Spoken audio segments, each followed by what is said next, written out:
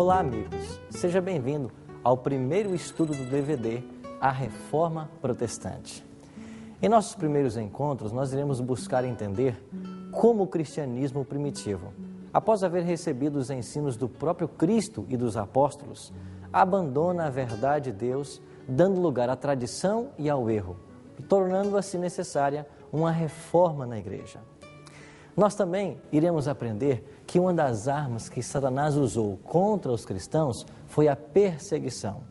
Esse período, chamado por Jesse Lehman de a Era Sombria, foi em razão das fortes perseguições enfrentadas pela Igreja de Cristo. Segundo o escritor John Fox, em sua obra O Livro dos Mártires, ocorreram 10 grandes perseguições aos seguidores de Cristo nos primeiros 3 séculos da era cristã. Desde Nero, que acusou os cristãos pelo incêndio em Roma no ano 64, até Constantino, que no ano 313 assinou o Edito de Tolerância de Milão, proporcionando assim relativa paz aos cristãos.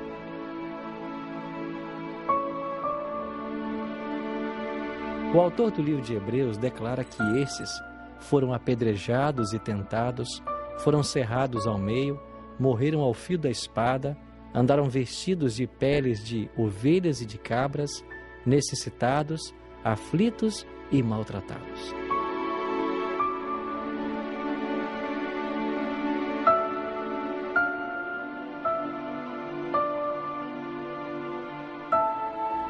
Desde o início da história cristã, o ser cristão não é coisa simples.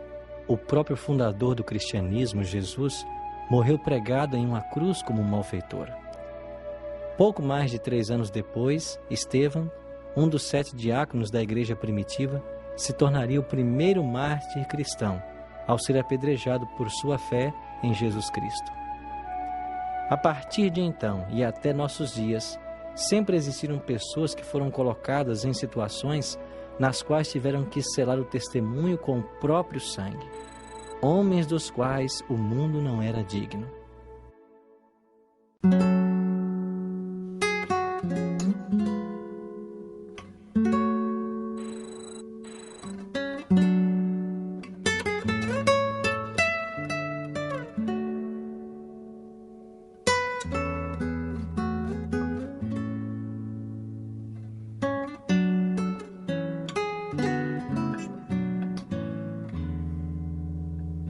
Estamos aqui no alto do Palatino, uma das 7 colinas de Roma.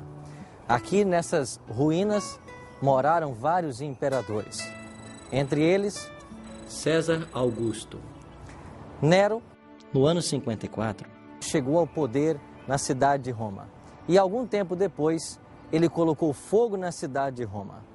10 dos 14 bairros que existiam aqui foram todos queimados. Nero colocou então a culpa nos cristãos.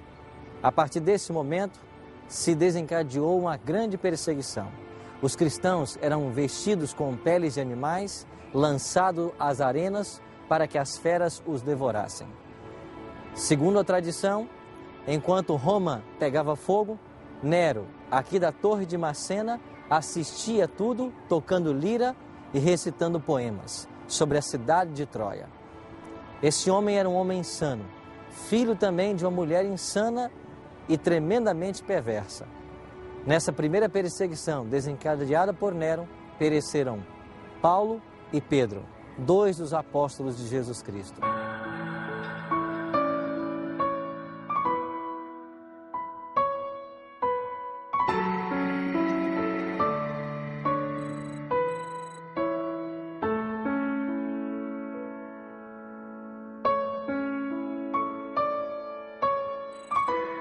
Pastor, qual a importância dessa via na história bíblica? Bem, essa aqui era a principal via de acesso a Roma, quem viesse da Palestina, de Jerusalém, da região do Mediterrâneo. E com certeza o apóstolo Paulo e também o apóstolo Pedro por aqui passaram em direção à cidade de Roma. Agora, pastor, esses 2 homens foram a Roma e qual o fim que lá eles tiveram? Paulo já veio como um prisioneiro, porque ele havia sido aprisionado em Jerusalém. e fora julgado lá, teve suas entrevistas ali, e ele apelou para César, porque ele cria que seria uma grande oportunidade dele testemunhar do Evangelho na casa de César e diante do tribunal que o julgaria. E estando aqui, ele ficou numa residência, ou seja, numa prisão domiciliar, e então finalmente na prisão mamertina.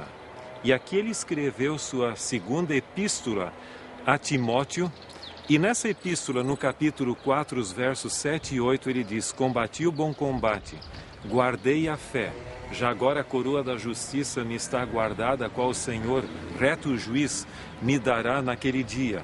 E ele continua falando, dando seu testemunho de fé, de que finalmente o seu momento estava chegando. Em realidade, Paulo havia presenciado o apedrejamento de Estevão, o primeiro mártir cristão. E ele consentira nesse apedrejamento, porque ele ainda não era um cristão. Aquilo tocou muito.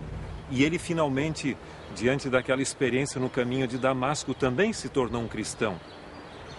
Além disso, você vai ver que ele presenciou, pelo menos ouviu falar, de vários outros cristãos que haviam sido martirizados. E finalmente chegara agora o seu momento.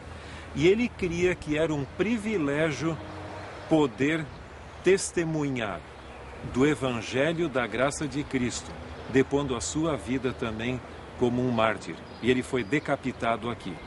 Por sua vez, Pedro, ele também foi julgado, segundo a tradição, nesse lugar, e ele foi condenado à crucifixão. A tradição diz que no momento de ser crucificado, ele pediu para não ser crucificado como Cristo na mesma posição, mas de cabeça para baixo, porque ele não julgava ser digno de morrer da mesma forma como Jesus Cristo havia morrido.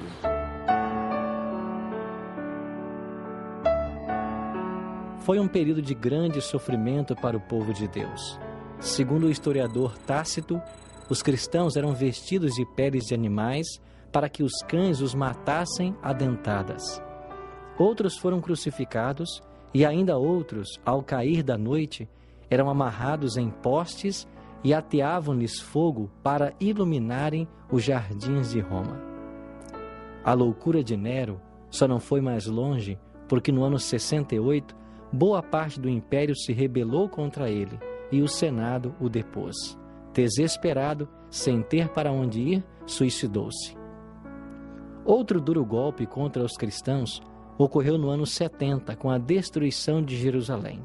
Tito, filho de Vespasiano, tomou Jerusalém e a destruiu com crueldade indescritível.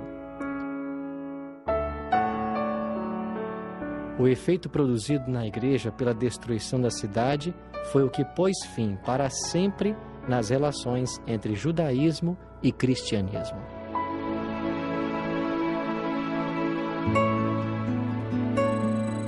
Em um concurso popular internacional promovido pela New Open World Foundation, com o lançamento da campanha As Novas Sete Maravilhas do Mundo Moderno, que contou com mais de 100 milhões de votos, através de telefones e pela internet, enviados de todas as partes do mundo e anunciadas em 7/7/2007, numa cerimônia em Lisboa, Portugal, foram escolhidas as novas 7 maravilhas do mundo moderno. Entre elas estão a estátua do Cristo Redentor no Rio de Janeiro e o Coliseu Romano. A construção do Coliseu Romano, como é habitualmente conhecido o Anfiteatro Flávio, foi